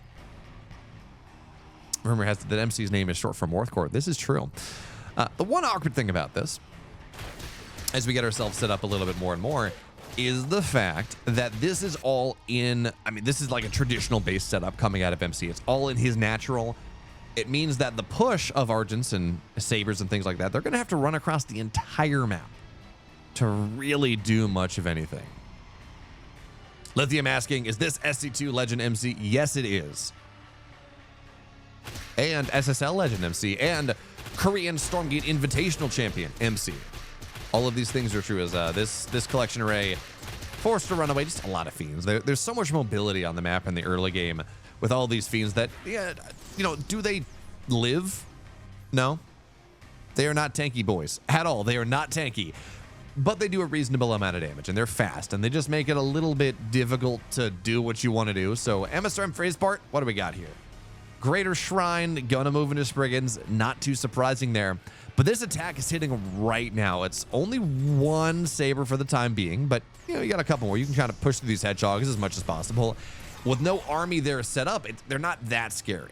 Now, once the Fellhogs, not Hedgehogs. Once the army shows up to defend them, that's a bit more of a problem. It's this Arc Station very exposed, and MC immediately beelines home. He's like, yeah, I really want to have an Arc Fortress with this. It is not worth making this push happen if I lose my entire infrastructure. So for now, the Venom Traps are going to go off. MC just, okay, there we go, drops the scan, knocks that one down. And this army's a little bit separated. Luckily, the Sabers are on the high ground, so they're not going to get trapped on the other side. And you know, at this point, as we move forward here, a couple of these Brutes are going to go down, a couple Gaunts are going to go down. And even as the Spriggans arrive, which is annoying, certainly Sovereign's Watch is going to keep them alive for now. MC does have, I really like pushing into the third. The natural is something that you do have to worry about, absolutely, but the mass Fellhog and the mass meat farms are there, so Fellhogs are kind of hard to push through. That has not been set up at the third base just yet, so that is worth noting. The other thing worth noting here is because there are so many Fellhogs, the passive Animus generation is pretty significant. MSRM is not on a Elder Shrine just yet. He doesn't have the money for it. He's still building a lot of Spriggans. He's spending his money on other things. But he's 2/3 of the way to an Elder Dragon or Flay Dragon at about 8 minutes into this game.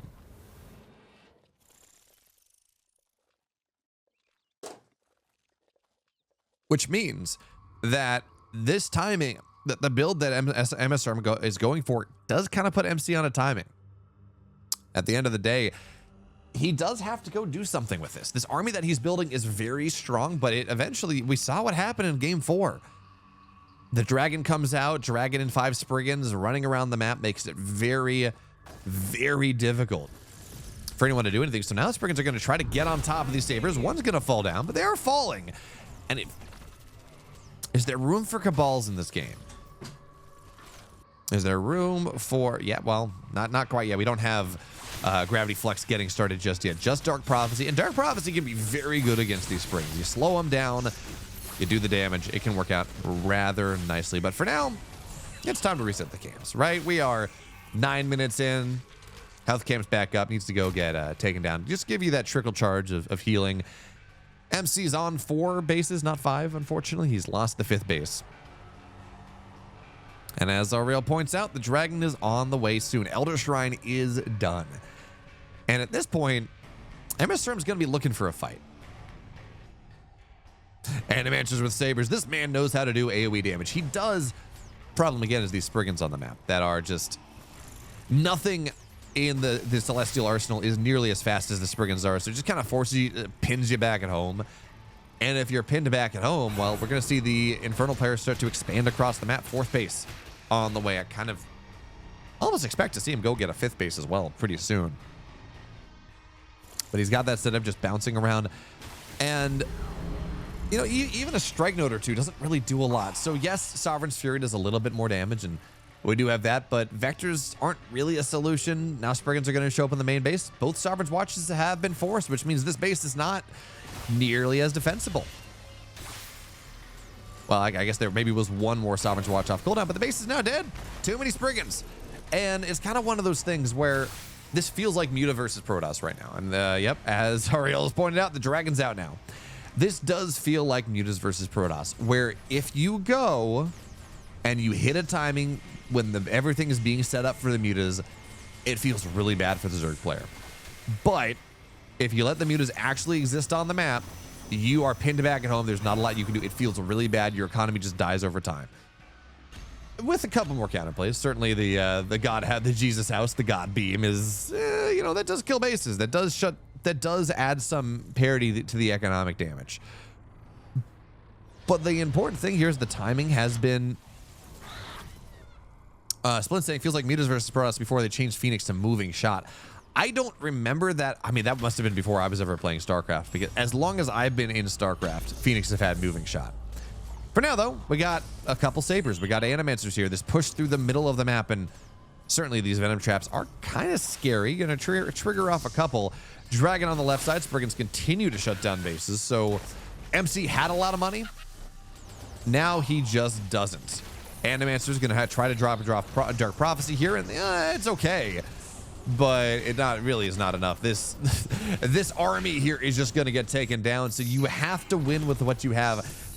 I feel like the way this plays right now is another base is going to fall down. So we are looking at really 2 base mining from MSRM at this point and getting reasonably close to the main base fully mining out at this point. So MC's on the hard push. And it is, where's the army? Where is the rest? There's the dragon back home. It is kind of forcing MSRM to come back home. Dark Prophecy's zoning for now. And as we have seen in other games, in game 2, MC can win these fights. His army is probably, depending on positioning and a couple other things, is probably better in the straight up fight. But that's just not something that MSRM has been giving it for the time being. These prophecies are disgusting. The Gaunts are going to get taken down, but that does mean the Spriggans can find their way onto the backside where the prophecies are not. Now they're going to get dropped on top of everything. Is this enough here for MC? The supplies have dropped precipitously. Now he's got an opportunity. He has to get on top of the dragon, but oh no, he moved clicked. The ping from across the continents means that he doesn't target fire the dragon down. The prophecies are still very good, but he had that opportunity to just click down the dragon with the archers, wasn't able to find what he needed. But maybe this might be enough. Even still, the prophecies do so much here. But the reinforcements, the shroud walk, the shroud fall on top of everything, and this dragon just tanking up it all means that even though it looks so good for MC at the start of things, now the tech is gone. It's 5 Argents. There's no creation chamber, no direct reinforcements onto the front line. And the single dragon and the single Spriggan is going to force everything back. This looks like it was the turning point for MC, but he has lost every single thing. And now it all falls down. All's dead. All gone. This is not going to work out anymore. MC, it looked like he had turned it around, but instead, MSRM takes game 7. And goes up 4-3 in this best of 9. So here we are, game number 8 of this 9-game series. A bunch of best of 1s. MSRM has now won 4. MC trying to match him. I thought MC had punched through.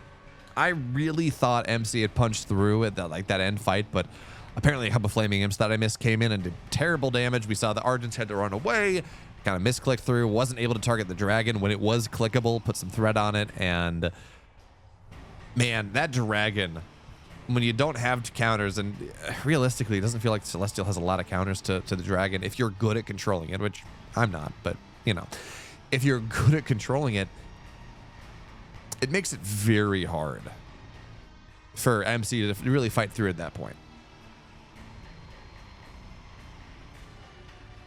Bakano Proto. Well, I think they I do think that Frost Giant very much should have declared that the 5 reviews or so that from their employees were and you know, or from Frost Giant people.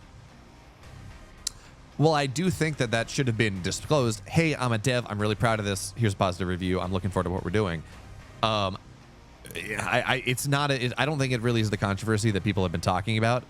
The wild thing is kind of the aggressive bot reviews that have been happening.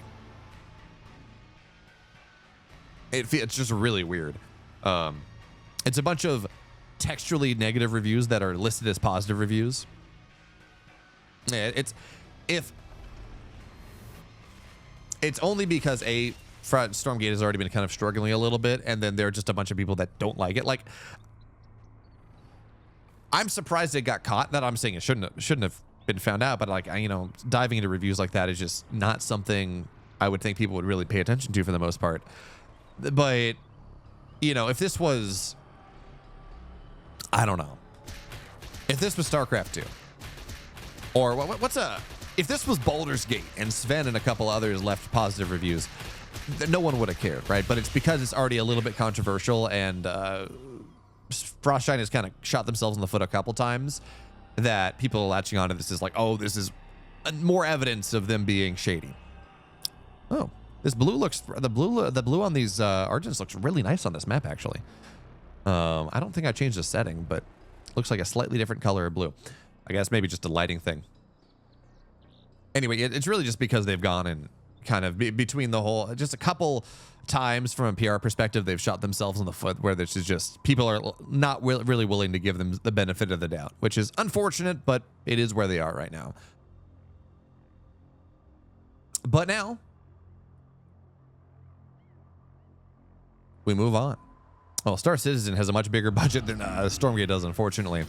Of course, MSRM has opened up with his build, right? The Hexen opening that we first saw last week. So he's got a bunch of Fiends, he's got a bunch of Gaunts, and this does mean that MC, with all these Argents, probably doesn't want to be on the map right now. You get caught out in the middle of the map with your 7 Argents, 8 Argents, 9 Argents, and this Fiend Gaunt setup, and it's just not going to be good. So, well, you know, as I say that, a lot of these Fiends will fall. Likely will fall to take the Luminite camp right now, so you know, at least some of them will. This is a trade, right? MSRM saying, maybe I don't need as many Fiends, and he actually kind of maintains his count pretty well, but you get so much money.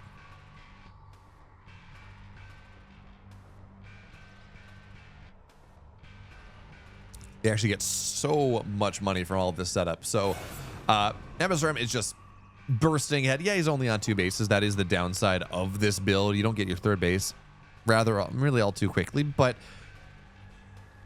you do go and you do get a lot of money on the map from the Therium camps and the Luminite camps, and kind of take all the camps on your side of the map. And whereas if you're MC, that's a little bit harder to do. Yeah, you can go up to tier 2 and, you know, go and use Apotheosis, or go use the Rapture, but in general, it's not the easiest thing to do. But the cool thing about this is MC in this game, he's going very macro focused. He's got, oh no, he's been found out immediately. That's not a good feeling. So the collection rate can lift, and it will not die to this number of Fiends. Sovereign's Watch is a thing. But MC is on 5 arrays right now. He's got double Arc Ship, which means double Prism production, double Morph Core production, if that's what you want to do. But unfortunately for him, he had 2 bases. And 2 bases on the north side. Both those are just going to get found out, and they're going to get forced to lift. They're not really able to mine all that much, and that's kind of the problem of Furious Resolve. It feels like it's a big map, but it really isn't.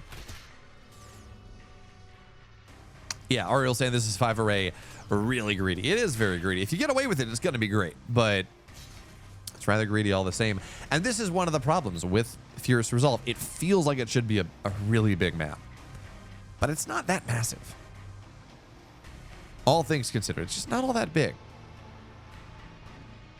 So we'll see how this thing works out. For now, MC is going to be able to go mine from his arrays once again, reposition them. They're going to heal back up, you know, eventually. This one, yeah, there we go. He's going to deploy. They're going to heal back up eventually. And in the meantime, what is MC doing? He's got double Star Forge. He's got a Legion Hall, so, you know, Sabers are likely on the menu. He's getting himself up to tier 3. Where is this? Yeah, just Arcship's just making more prisms, doing things like that. So he is getting himself there. He's playing rather greedy. And if he gets away with it, if he can build this massive army, and it's already fairly big. He's got a 30 army supply lead.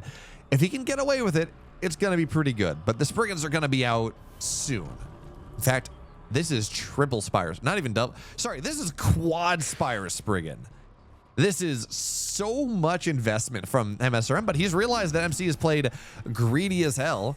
And that means that he's going to be able to go and try to play greedy as hell by himself, try to punish it in other ways. And is it going to work? I don't know, but this is 4 Spire.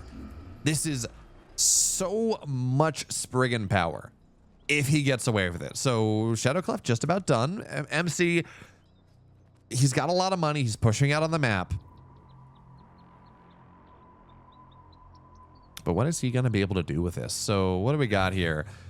Oh. He's getting himself set up for sides. Interesting. He actually is getting Tensor Pulse.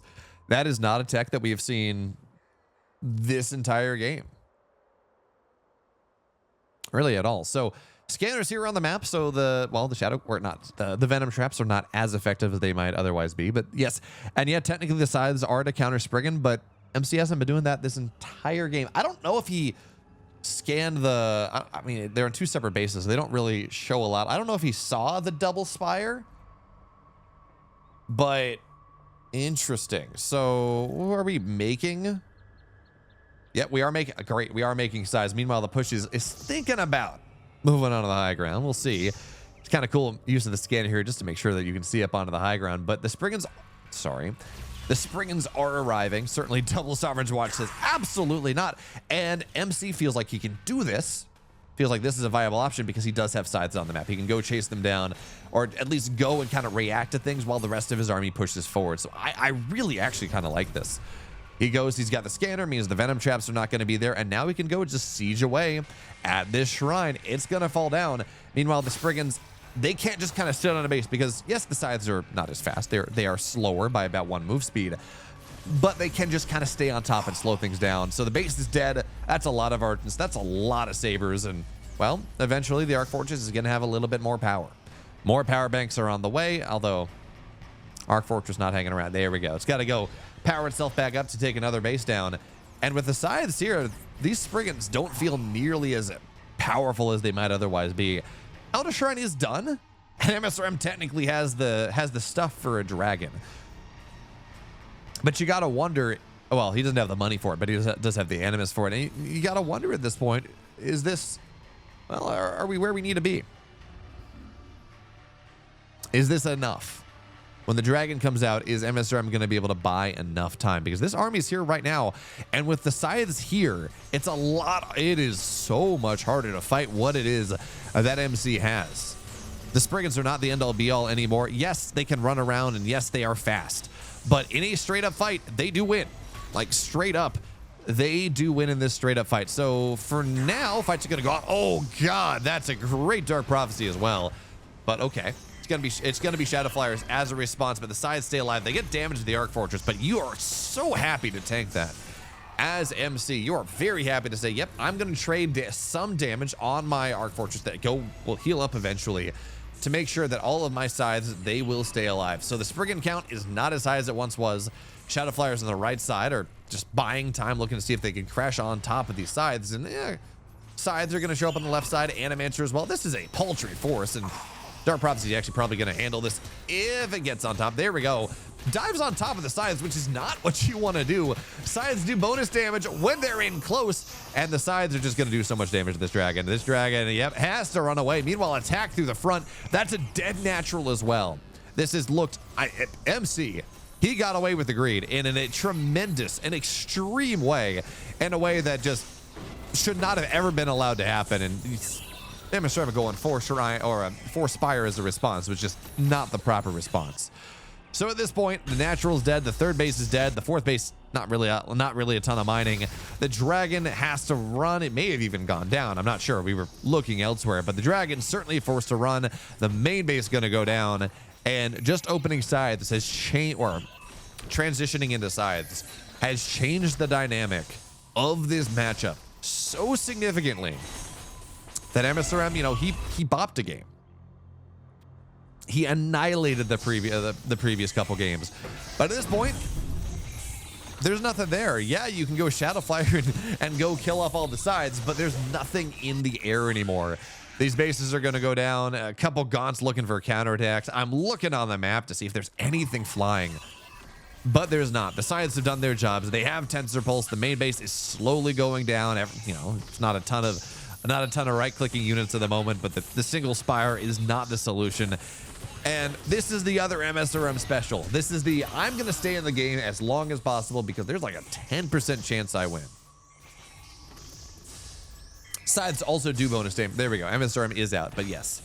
Scythes do also do bonus damage versus heavy audio-video interweave, so they are extra good against the dragon. Trick is the dragon is just faster, but in a head-to-head fight, they are absolutely better. So, we move to game 9, and we're tied up here. I love that. So we spawn in, and technically, this is a map where the speed camp is closer to MSR or to MC. So it's not that bad, but also you can go, take the speed camp, run straight on through. And because the Infernal players have more map control, it's still a little bit difficult. We're going to see exactly how MC chooses to respond. I don't know if he scanned the main base. I don't know if he scanned because the vertical base is where it gets scary, right? If it's a vertical spawn, the rush distance is insanely short.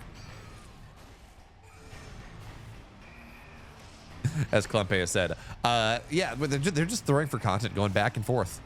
Trying time to make a post on Reddit. As we get ourselves into this final game of the series, though, I would like to take a moment to shout out Gozu Nero. Thanks, Solid Z, each for contributing about $10. Gozu Nero going $10.69 to add to the price pool, which is now $140.69. Gozu Nero saying contributions for Obama Toss's re-election campaign. And thanks, Zane. Thank you. But seriously though, shout out to everyone. Getting us to $140 prize pool is awesome. Thank you so much because what happens here, right? We organize these things, Ariel or myself or others, and a lot of it does rely on community support to make them happen. And because you, the community, keeps donating to these events and keeps improving the prize pools of these events, it makes it possible for us to keep doing them. Because it's a lot easier to say, hey players, I'm running a show match. It's probably going to be, you know, consistently prize pool about $150 of community involvement versus, hey, you know, like it with that consistency, it's a lot easier to get players. So thank you so much to everyone for making this happen. For now though, we're going to see the health camp get taken. Meanwhile, there we go. Ritual chamber done. Where are our Hexen? Where have all the Hexen gone? Oh, there's one of them. So health camp is going to go down. It's kind of funny because a couple months ago, the play was, well, it's Lost Hope. This is a map. You don't go, you know, a vault expand or something. You go and you go conclaves quickly because, well, Gaunts do bonus damage to light units. You go and there's so many light units on the map. It's worth rushing Gaunts because you make the money back in the economy. And now MSRM is like, I have figured out a better way. Yeah, I'm going to have some Gaunts here, but I can just go and do all of this fun stuff. You know, I can go and take all of these camps.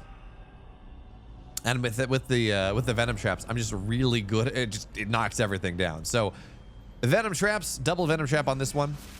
There we go. Just about blows it up. And yeah, it is triple, not double. Apologies for that one. But he's just rotating everywhere. A couple gaunts on this side to go take this camp. Health camp gets taken. Took this speed camp as well. And MSRM is just extracting so much money on the map. Socky McSock Puppet is actually a dinosaur. Apologies, Socky McSock Puppet. The acute crocodile. Although, you know, I guess this is Christmas time, so you could be a seasick crocodile. There's always that option as well. But for now, all of the camps, a significant majority of the camps on the map are going to get taken by MSRM. You know, we talked about this already. This tended to be the case. Early game, like the first round of creeps just tends to go to Infernals. But because of the efficiency of this Hexen creeping strategy, and just because of how many light creeps there are on the map, if there was a map that had to be chosen to say, this is the map for this build, for this MSRM or Quick Ritual Chamber Venom Trap build, it is absolutely Lost Hope. Because if you think about it, there are 6 light camps. Right? That is potentially, call it 25 free fiends, because you're never going to get this one. But that is, depending on how the game goes, 25 free fiends. That is, you know, 25 free supply almost. That is an insane amount. That allows you to go, and in the case of MSRM, he's not going to go a pressure into this. I mean, good luck rushing into high ground. But it does allow him to go take every other camp on the map effectively for free. And that means that his economy is going like absolute gangbusters. It powers him into a third base very fast, into everything else that he would like to go as well. Double Spire, you know, we know the drill. And I don't think he goes quad Spire this time. I don't think he goes quite that greedy.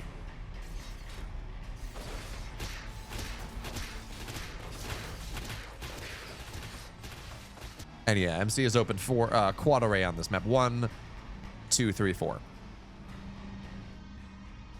So now with this big army here and every camp taken, this question, do you pull an imp to cut these trees down and try to attack through a different angle? I don't hate that idea. Kind of like that idea. And you know, you notice he is scouting around with the skull to see if, well, actually, he's on 5 array now. He scouts on, I want to say he saw the array on the bottom side. So he does have that thing going for himself. And now the question is, how exactly do you want to punish? You have every creep camp on the map. These fiends, certainly, you know, a couple fiends are not going to fight a bunch of Argents. More stuff does, in fact, beat less stuff. But behind this, well, we're just probably wait. Oh, God, these Venom Traps are so good. And there's Magbodon, though. Unfortunately, you know, Venom Traps do not slow, so not able to get on top of the Argents and knock them down. But this Magbodon does cut this harass pattern open as well, which is pretty cool. That means this base is now under threat, just consistently under threat. So MC is going to have to spend more time defending this position, which means less time on the map. Now, the other way to look at this, though, is if you're going Sabers like he is, he's in a pretty solid defensible position, all things considered. This is pretty safe. This is pretty defensible. And this is kind of a fun pushing window, right? The Sabers here are going to be able to push from the high ground. The trick is that we don't have... Okay, now we do. Tensor Pulse is on the way. So MC realized, okay, well, if I actually get scythes, I don't hate myself. I can handle this timing a little bit better in MSRM. Also, much slower, just a little bit slower on the Animus timing. I think at 730, last game he had 100. Now he's on 83. He's not quite as... Which is actually surprising because he's killed a lot more camps, but he will be able to go take this base down on the north side. Sovereign's watches the thing and will kill some Spriggans, but that base will fall. Importantly though, MC, Tensor Pulse just about done. He is getting scythes on the way, but how do you push into this?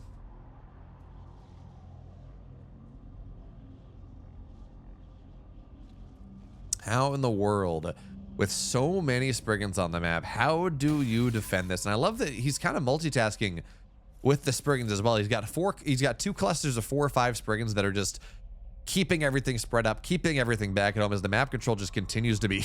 I mean, this map control is oppressive.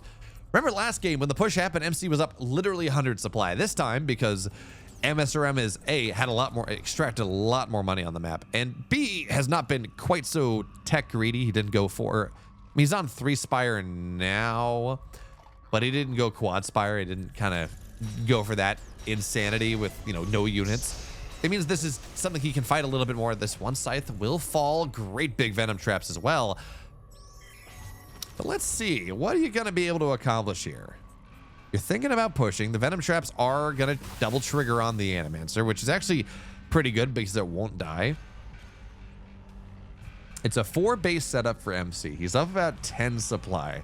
He does have a decent amount of size. He's going to go try to trigger some of these Shadow Flyers. Where is the base, though? There we go. There's the Arc Fortress. Running across. No Celestial Overdrive. Not just yet. It's not researched just yet either. Long shot getting added in. Spriggans are going to try to run from a different angle where the scythes are not. But you can, of course... Animancer can drop a prophecy. Well, yeah, that one's not going to hit very well, but it does keep the Animancers alive. That is something, certainly, Sovereign's Watch as well. And the sides with Tensor Pulse are now in enough number, in high enough number, where it is scary. The Spriggans are not as oppressive as they once were. MSRM almost has the money for a dragon at this point. He does have the Animus for just lacking a little bit of Therium. And now Celestial Hyperdrive is done. So that means that, certainly Surge this, the Arc Fortress can move rather quickly. You'd think that there's maybe a pushing position here, but with the Hellborn and the Shadow Flyers applying their armor debuff and everything else, it feels like a difficult push to make. So this game feels, and now, no guarantees just yet. This one bad fight can just kind of end the game. But this game feels like it might be the best chance that we've had to go properly into the late game. Yes, there has been some economic damage. Certainly there has. But we're still on 4 rays for MC. He's still got a reasonable army. He's going to be able to push through. He's got some detection in this army, so we can start to knock down the venom traps that are incredibly annoying as the Spriggans try to dive in. And they do get an Animancer for their troubles, but again, we do have a lot of size. And that is something they're just going to think about diving on top. That's where the Hellborn can actually be very useful, especially once they get Molten Touch. Now, Shadow Flyers are going to try to dive in, but we do have the Prophecy there. Slows them down, makes contact hard. And if you can get Scythes in range, or excuse me, get Sabers in range of the Hellborn, Sabers are just better units, but finding the range for that is not the easiest thing in the world. Not really. So MC wants to take a fight like on the low ground, like in this position, maybe where he can kind of keep his army together and actually play with ranges a little bit more. MSRM wants to play with the trees, wants to play high ground and low ground, wants to isolate the flying units from the ground units, things like that. Just make life a little bit more difficult. So he's going to dive around, look for the edge. Not going to get it at the moment, but the moment that MC full commits, this base is likely dead. So it's a very complicated cat and mouse game right now as sides are going to have to run away, getting a little bit low. They got, of course, a couple scattered. Their Shadow Flyer is going to try to dive in, but the Dark Prophecy is really good and catches them mid-dive, so that's not going to be much of anything. Now the Scythes shutting all the Spriggans down, and all of a sudden, MC builds himself a 30 supply lead, gets on top of the Hellborn, splits away from them. Yeah, they're not nearly as oppressive versus ground units as they used to be, but it doesn't seem to matter because there's only one Hellborn here. Purify goes down. Prophecies as well. MC continues to push forward. And let's see if he can make this happen. Yes, Shroudstone was manifested. Yes, the Scythe count is lower than it used to be.